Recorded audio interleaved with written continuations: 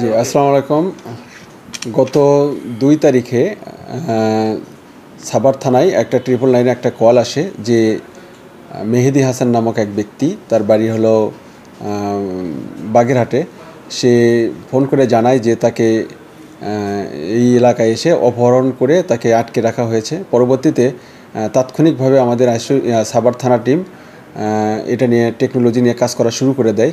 কাজ করার এক পর্যায়ে গতকাল বিকেলের দিকে ওই মেহেদি হাসান, যে পরিকল্পনার একজন পরিদর্শক, বাগেরহাট বাড়ি, তাকে উদ্ধার করা হয়। উদ্ধার করার পরে জানা যায় যে মোহনা নামে একটা মেয়ে আছে, সে এবং আরও কয়েকজন তার সাথে আছে, কয়েকজন পুরুষ।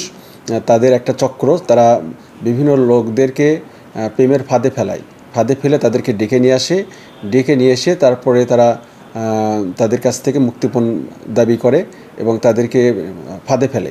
তো এর প্রেক্ষিতেই এই মেহেদিকেও তারা ফাঁদে ফেলার ফলে এবং তার কাছ থেকে 5 লক্ষ টাকা দাবি করেছিল এবং তাকে নিয়ে একটা লেগুনা নিয়ে 24 ঘন্টা ধরে বিভিন্ন জায়গায় ঘুরছিল।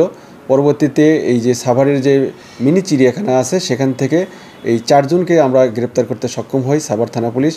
এবং ওই মেয়েটাও, মোহনা, সেও এর মধ্যে গ্রেপ্তার রয়েছে। তারা প্রাথমিকভাবে স্বীকার করেছে যে এর সাথে তারা জড়িত। তাদেরকে বিজ্ঞ আদালতে সোপর্দ করা হয়েছে এবং তাদের বিরুদ্ধে এই যে হানি ট্র্যাপের যে প্রতারণার চক্রের মধ্যে আছে তাদের বিরুদ্ধে কঠোর আইনগত ব্যবস্থা নেওয়া হচ্ছে। ধন্যবাদ।